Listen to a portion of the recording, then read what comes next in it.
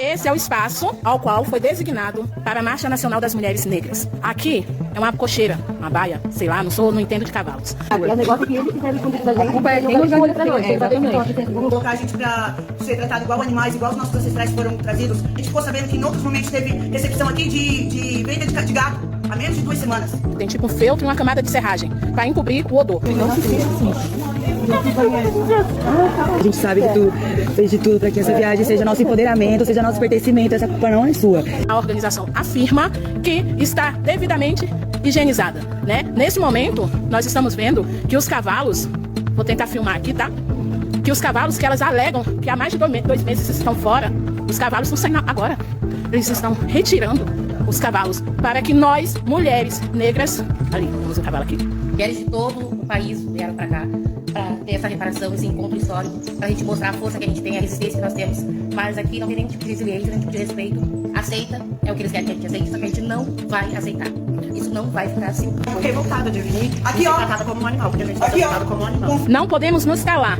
Não podemos admitir esse tipo de coisa. Pelas nossas vivências, pela nossa luta, pela luta das mulheres pretas, pelos nossos ancestrais, por tudo que o nosso povo já passou. Isso não é tipo de reparação de bem viver que nós estamos buscando. E a Marcha das Mulheres é justamente por isso, por reparação e pelo nosso bom viver. Mas a própria organização se omite desse bom viver. A própria organização está fazendo essa regressão. E é justamente para isso, viu, Preta? A gente veio para estar junta, para se encarar todo esse movimento junto, tá?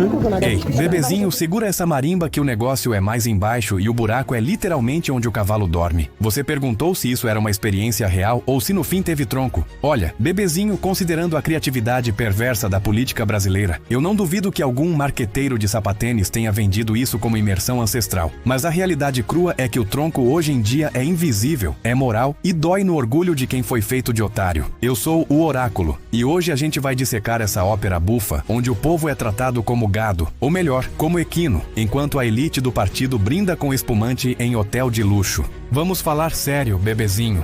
Porque rir é o único jeito de não chorar sangue diante dessa palhaçada. A militância viaja quilômetros, sai de casa cheia de esperança, com o coração pulsando pela causa, crente que vai ser recebida com tapete vermelho pelo tal pai dos pobres. E quando chega lá, a hospedagem é uma baia de cavalo com serragem no chão e lona preta. É isso mesmo, bebezinho, não é metáfora não.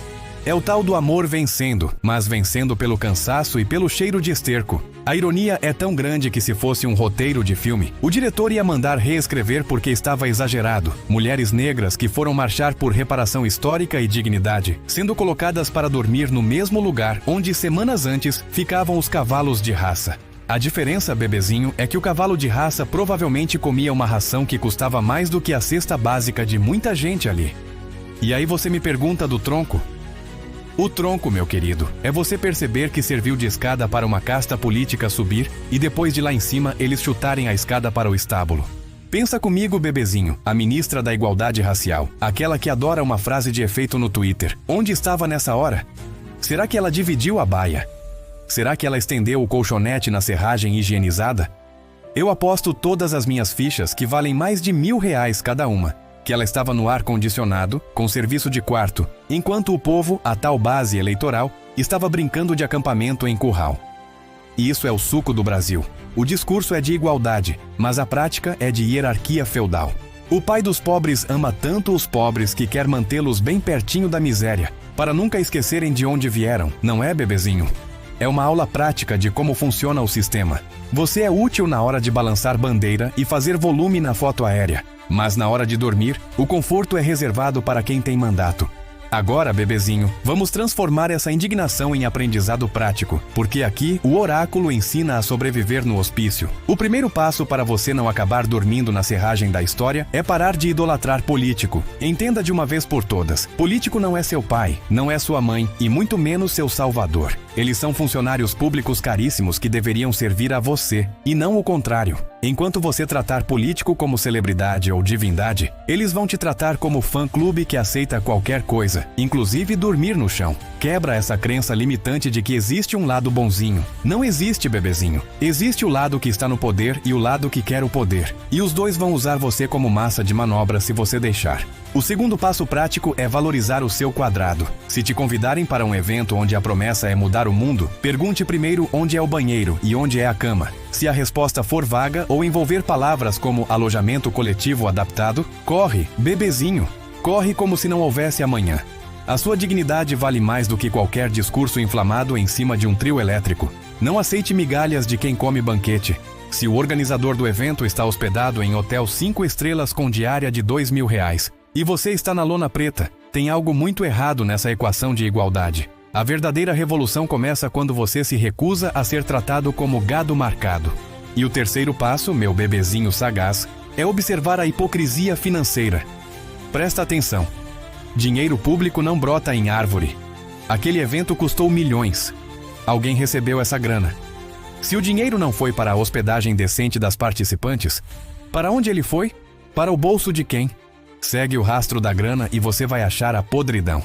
Nunca, jamais, acredite em político que prega simplicidade vivendo no luxo. É como um vegano que come churrasco escondido.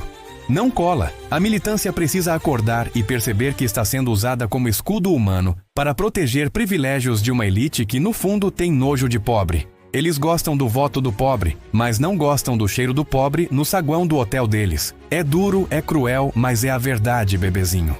Vamos quebrar mais uma crença aqui. A de que criticar o pai dos pobres te transforma automaticamente em um monstro insensível ou fascista. Não, bebezinho.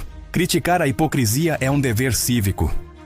Se você vê um absurdo desse, mulheres sendo tratadas como animais em um estábulo, e fica calado só para não dar munição para o outro lado, você é cúmplice.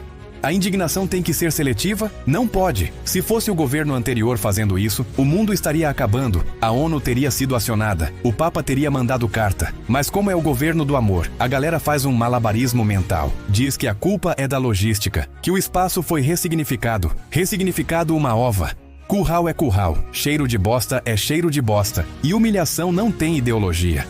E olha, bebezinho, não se engane achando que isso foi um erro isolado. Isso é método. Manter a base na precariedade ajuda a manter a dependência. Se todo mundo ficar independente, crítico e exigente, acaba o curral eleitoral. E sem curral eleitoral, como é que esses parasitas se reelegem? Eles precisam que você aceite o pouco, que você agradeça pela serragem, porque, afinal, poderia ser pior, né? Poderia ser ao relento. Essa mentalidade de aceitar o menos pior é o que nos afunda. Você merece o melhor, bebezinho. Você paga impostos altíssimos. Cerca de 40% de tudo que você consome vai para o Estado. Você financia o luxo deles. Exija o retorno em dignidade, não em discursos vazios. Imagina a cena. A senhora que saiu lá do interior do Nordeste, viajou 30 horas de ônibus, com as pernas inchadas, crente que ia ser acolhida. Chega lá, vê aquele galpão imenso, o eco, o frio da noite de Brasília, e alguém aponta para o chão e diz: "É aqui, companheira." E do lado talvez ainda tenha o cheiro residual da urina dos cavalos. Isso não é experiência antropológica. Isso é desumanidade travestida de militância. E o pior, bebezinho, é ver gente defendendo. Ver gente dizendo que é raiz. Raiz é a minha avó que plantava mandioca. Isso aí é exploração da fé alheia. É tratar gente como bicho para depois posar de salvador da humanidade na TV. A ministra, a ministra. O silêncio dela é ensurdecedor. Cadê a nota de repúdio? Cadê a visita surpresa para ver as condições? Deve estar ocupada escolhendo o look para a próxima posse ou viajando de jatinho da FAB para assinar algum protocolo de intenções que não serve para nada na prática. O sistema é feito para se autoproteger, bebezinho. Eles cuidam uns dos outros e deixam a fatura para você. E se você reclamar, ainda dizem que você não tem consciência de classe. Tenho sim. Consciência de que a minha classe não deve dormir no estábulo enquanto a sua dorme no palácio.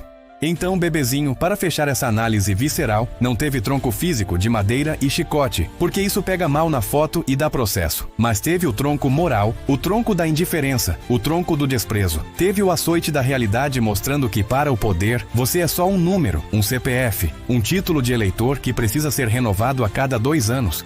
A experiência real foi a de sentir na pele que o discurso de proteção aos pobres é, muitas vezes, só uma ferramenta de marketing para manter os ricos no poder. Não seja o cavalo dessa carruagem, bebezinho. Seja o condutor da sua própria vida e não deixe ninguém colocar cabresto em você. Nem de esquerda, nem de direita, nem de centro. O Brasil não é para amadores, e a política brasileira é uma máquina de moer gente. Se você não abrir o olho, vão te colocar na baia, vão te dar capim e ainda vão dizer que é salada gourmet orgânica. Acorda, bebezinho. Valorize quem você é e não entregue sua alma para quem só quer o seu voto.